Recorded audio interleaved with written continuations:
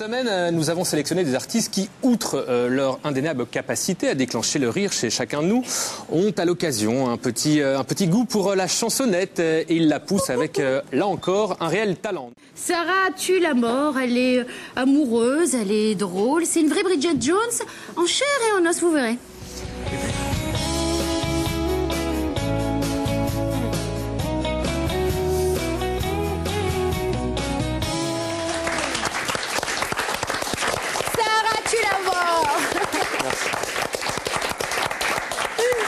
Estelle Bright.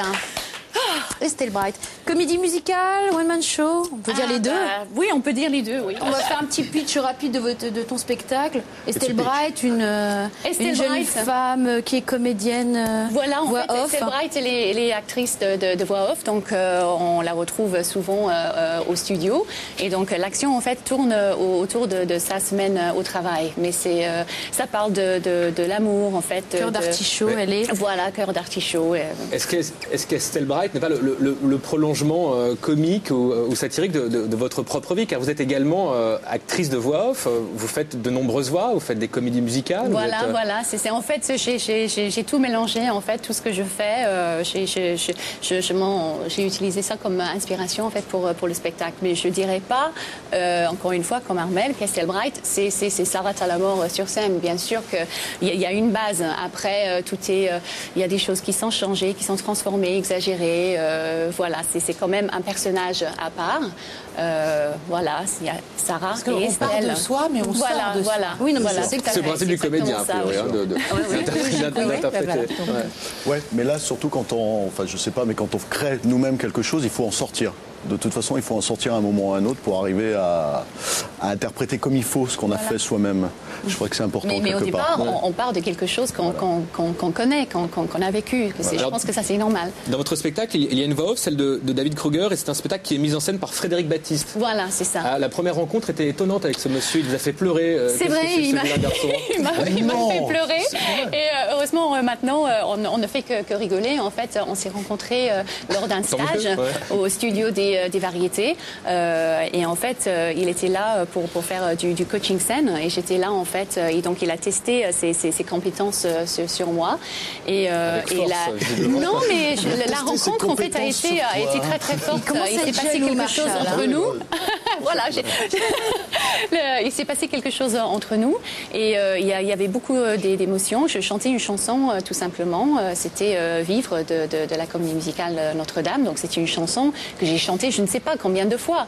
Mais il a réussi à faire sortir quelque chose de moi qui a fait que l'émotion était vraiment très intense et très palpable. Et j'étais en larmes à la fin de la chanson. Justement, tu as un micro qui est là. Eh bien, Julien, puisque je vois que vous faites le malin, vous ne tenez plus en place. On va vous demander de bien vouloir prendre place sur la scène. Dans l'intervalle, nous allons regarder votre petite présentation vidéo. C'est parti, c'est tout de suite. Et puis nous allons remercier Sarah qui va nous quitter pour aller donc sur la scène de l'Espace Comédia. Voilà, merci à vous. Merci.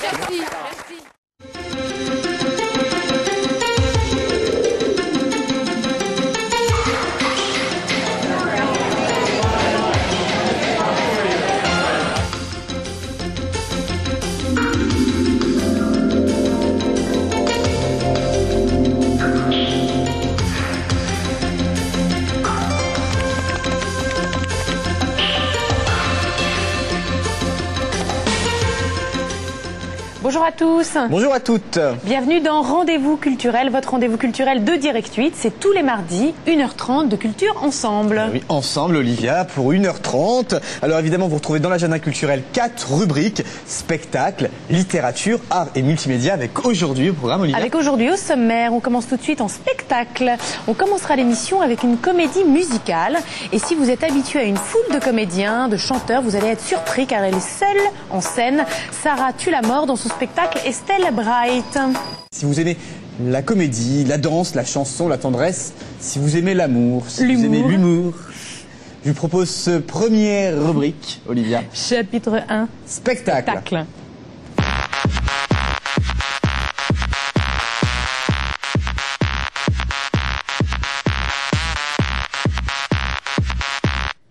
Elle est anglaise, elle est parisienne, elle est dynamique, elle est romantique, elle est beaucoup de choses à elle seule. Elle révèle un défi de réaliser une comédie musicale ahurissante, Estelle Bright. Sarah Tulamore, invitée dans Rendez-vous culturel.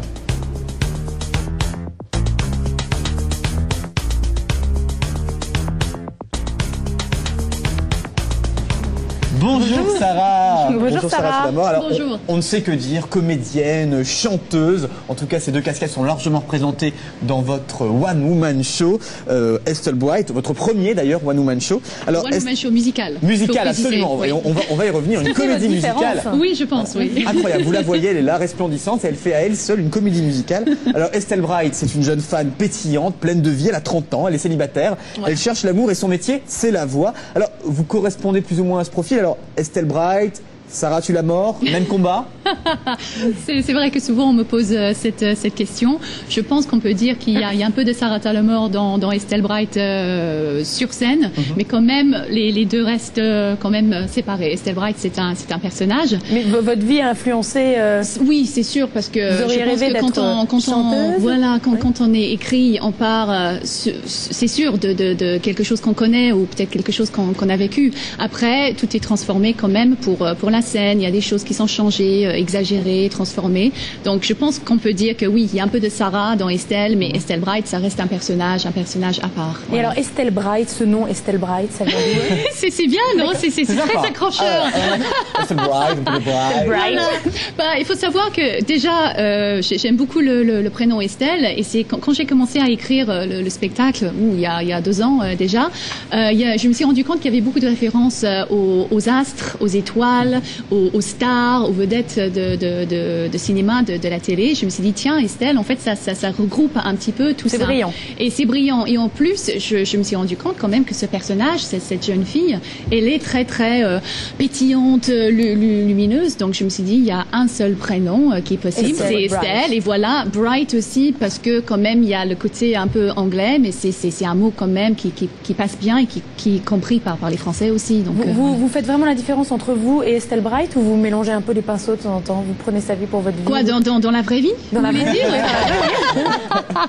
Ah non, je garde les deux bien séparés. Mais c'est vrai que bon, maintenant que je joue le spectacle depuis 12 semaines, il m'arrive parfois de me dire toute seule chez moi, oh bah tiens, ça c'était un moment Estelle Bright, ça. Il faut quand même se dire, c'est exactement ça. Vous êtes en train de parler dans un micro, il y a des gens en régie qui vous entendent, qui peuvent vous parler. Si vous avez une oreillette, vous n'en avez pas là. Que vous ne voyez pas, c'est un peu le même jeu dans votre spectacle. Alors, vrai, oui. Ce spectacle, il a été créé au Festival d'Avignon.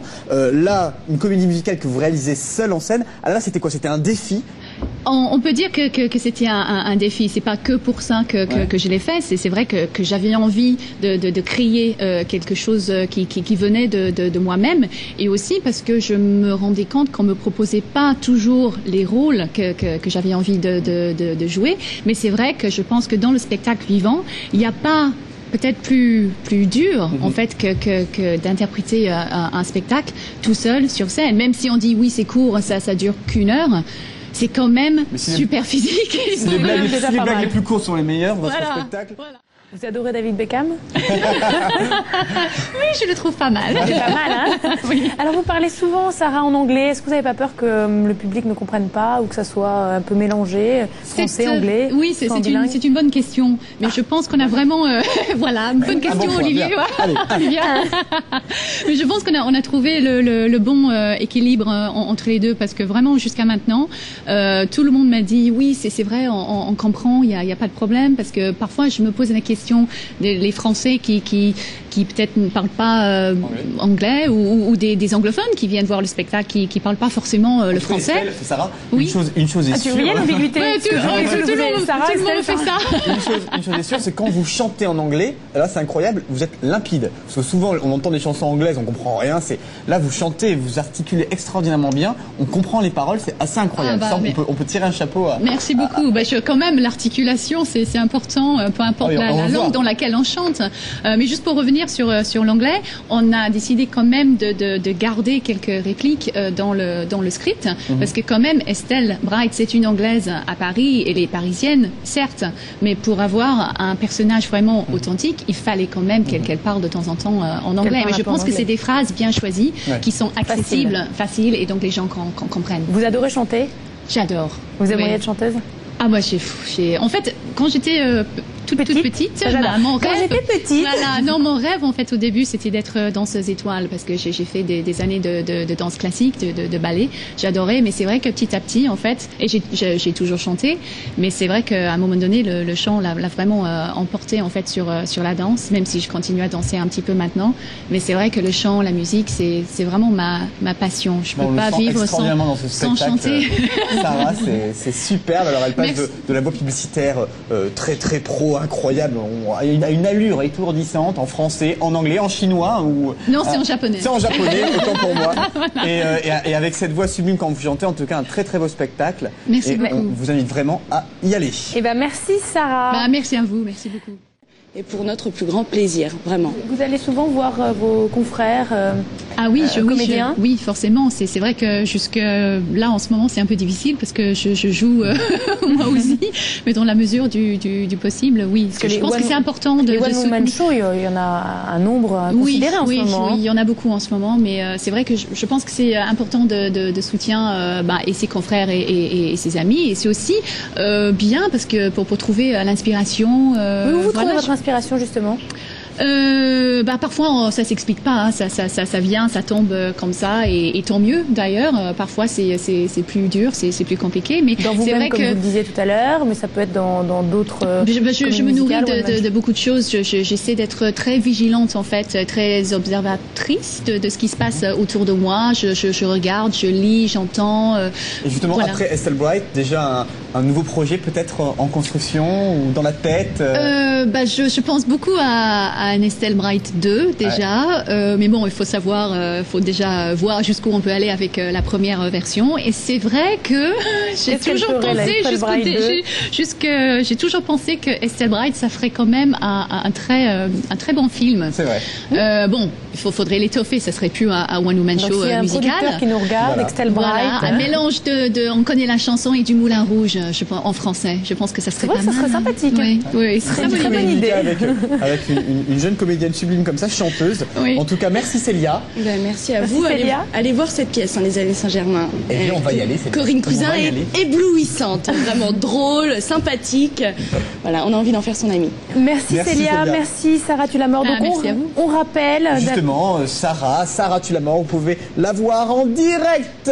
Estelle Bright de Sarah Tulamort et de Frédéric Baptiste à l'espace La Comédia.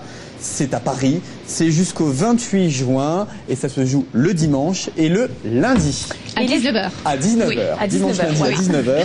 Et alors les Allées Saint-Germain-des-Prés dont vient de nous parler Célia, donc au Théâtre de Nesle, à Paris dans le 6e et c'est jusqu'au 3 juillet. Exactement. Merci beaucoup à toutes les deux.